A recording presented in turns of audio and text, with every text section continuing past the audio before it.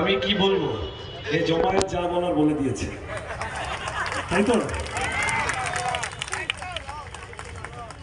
আর কয়টা দিন বাকি? এই কটা দিন তৃণমূল বেছে বেছে জ্বালানোর চেষ্টা করবে, দাঁতে দাঁত চিপে ওটা লড়ে যেতে হবে। ওরা চেষ্টা করবে প্ররোচনা তৈরি করার, খ্যাপানোর, গোলমাল পাকানোর এবং আমাদের ওই গোলমালে ব্যস্ত করে দেওয়া। আর আমাদের চেষ্টা করতে হবে যত বেশি সম্ভব মানুষের কাছে যাওয়া, মাথা ঠান্ডা করে। পুলিশ প্রশাসন ওগুলো থাকবে, ওগুলো আছে, কিন্তু শেষমেশ ভোটের দিন দল বেঁধে সকাল সকাল ভোট দিতে যেতে হবে। কারো বাবার ক্ষমতা নিয়ে এবার ভোট লুট করবে, ভালো করে লড়তে হবে। আমরা আছি, আমাদের পার্টি আছে, জেতার মতো করে লড়তে হবে। কোন সমীক্ষায় কি দেখাবে আমি জানি না, চাঁদে কি হবে, মঙ্গল গ্রহে কি হবে জানি না। আমি আগেও বলেছি, আবার বলছি, যাদবপুর সিপিএম জিততে লেগেছে, যাদবপুর আমরা লড়তে লেগেছি, জিততে লেগেছি। জিনিসের দাম কমানো, চাকরি, 100 দিনের কাজ ফেরানো, স্কুল কলেজ হাসপাতাল, এই বন্দোবস্তগুলো করতে হবে। হবে বার্ধক্য ভাতা, বেকার ভাতা, সমস্ত প্রশ্ন। কেন? প্রথম দিন থেকে যে কথা বলছি, রুজি রুটির কথা নিয়ে লড়াই করতে নেমেছি। সহজ কথা, খুব কঠিন কিছু না। প্রথমে খুব হেলাচেষ্টা চলছিল। আমি একটা মজার কথা বলি, বেশি এইসব ব্যক্তিগত কথাই। আমরা যখন শুরু করেছিলাম তখন আমাদের উল্টো দিকে যারা আছেন, আমাদের নেতা কমরেড সীতারাম ইয়েচুরি, ওনার সাথে আবার দুদিন পরেই আমাদের দেখা হবে। ওনার মূল্যবান বক্তব্য আমি নিশ্চিত, কমরেড সীতারাম বলেছেন বিজেপি হারতে চলেছে। আমি সেই কথার পরে আসছি, আগের কথাটা চট করে শেষ করি। আমার উল্টো দিকে যিনি আছেন, সে আছি আছি চারদিকে আছি, 5 বছর থাকবো, কোনো চিন্তা। আমার উল্টো দিকে যিনি আছেন, তিনি যাই হোক প্রথম দিকে খুব রোড শো করছিলেন আর সিপিএমকে খুব হেলাছেদ্দা করা চলছিল। তা আমরা এমন হাঁটলাম, রেল স্টেশনে, বাজারে, রাস্তায়, সর্বত্র হাঁটতে লাগলাম। বেশি মানুষ জুটতে লাগলো, জুটতে লাগলো, জুটতে লাগলো। 20 দিনের মাথায় রোড শো ছেড়ে পথে হাঁটতে শুরু করলো, রথ থেকে পথে নামিয়ে দিল। এখন ভোটের দিন তৈরি করা, সে অন্য কথা, ঠিক আছে, অসুবিধা। তাকে এখানে ধরেছিল লোকে, কি মিডিয়ার লোকে, বলছে, আমি শুনলাম কোথায় এটা বলেছেন যে লাল এখন আর দেখা যায় না, ইত্যাদি ইত্যাদি, সব যা যা বলে, যা শিখিয়ে দিয়েছে আইপ্যাক বলেছেন। তা আমাকে এসে বললো উনি বলেছেন লালের এখন অস্তিত্ব কম। তা আমি বললাম, দেখো আমায় বেশি কথা বলতে হবে না, এই গড়িয়া যাওয়ার রাস্তা দিয়ে যদি যাও, তৃণমূলের ফ্লেক্সগুলো ভালো করে দেখো।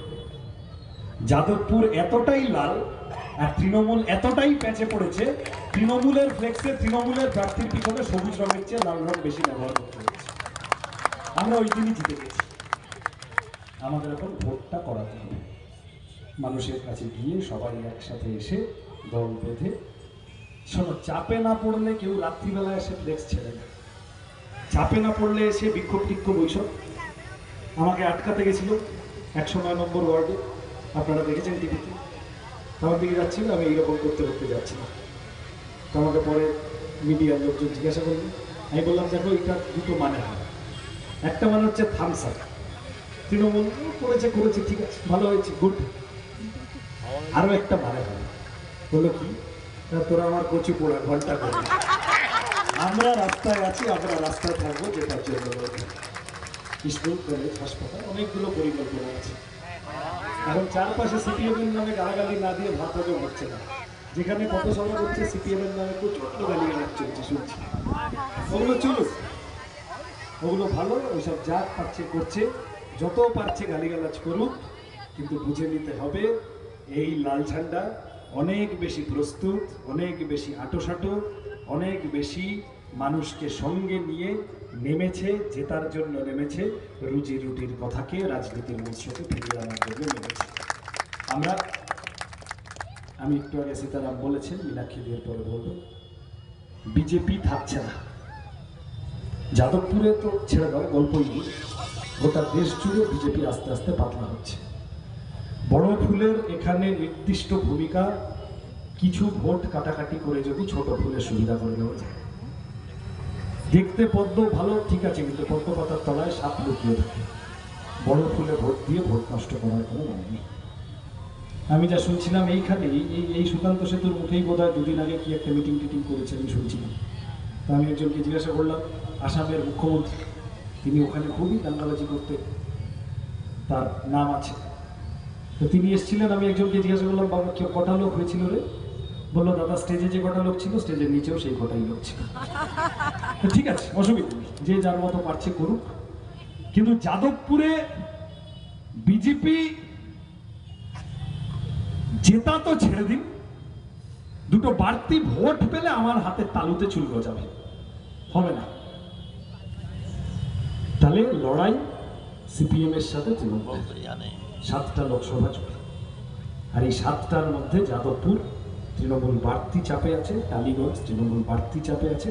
তাই আমাদের ওপর আক্রমণ, হুমকি ধমকি, ক্যান্সার আক্রান্ত কর্মীকে মারধর করার চেষ্টা, বা রাত্রিবেলা ফ্লেক্স ছিঁড়ে দেওয়া, বা সভা কোথায় করা হবে সেই নিয়ে গোলমাল, বা প্রার্থীকে আটকানো, বা ইত্যাদি ইত্যাদি আরো যেসব করা। আমরা ওগুলোতে আমরা ওগুলোতে ভয় তো পাচ্ছি না, উল্টে উল্টে আমাদের প্রত্যয় বাড়ছে। আমরা পরিষ্কার বুঝছি এই কাজ করছে মানে আরো হাঁটু ঠক ঠক করে কাঁপছে। করুক, আমরা জেতার জন্য লড়ছি।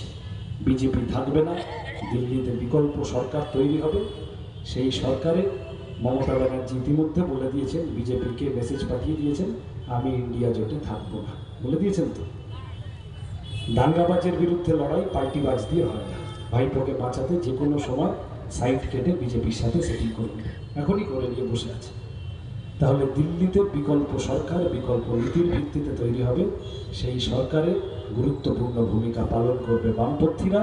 বামপন্থীরা যাতে জিনিসপত্রের দাম কমানোর কথা, 100 দিনের কাজ ফেরানোর কথা, চাকরির কথা, স্কুল কলেজ হাসপাতালের কথা, বার্ধক্য ভাতার কথা, বেকার ভাতার কথা, আরও সমস্ত সরকারি প্রকল্প বেশি বেশি ছড়িয়ে মানুষের কাছে মানুষের সুবিধা পৌঁছে দেওয়ার কথা বেশি বেশি করে নতুন সরকারে বলতে পারে। তার জন্য পার্লামেন্টে লাল ঝান্ডাকে বেশি বেশি করে পাঠানো প্রয়োজন। আমি আপনাদের সবার কাছে অনুরোধ করব, প্রথম কথা বলবো প্রার্থী হিসেবে, আমি শুনছিলাম আস্তে আস্তে আমার আগের বক্তা চন্দনা ঘোষ দস্তিদার বলছিলেন, এইবারে ওইসবের কোনো গল্প নেই। নির্ভয় একসাথে ভোট দিতে যান, সকাল সকাল ভোট দিন, নিজের ভোট নিজে দিন, আমরা আছি, আমাদের পার্টি আছে। আর তারপরে আমি বাম প্রার্থী হিসেবে আপনাদের কাছে আবেদন করে যাব, ভোট দিন বাঁচতে, ভোট দিন বাঁচতে, ভোট দিন বাঁচতে।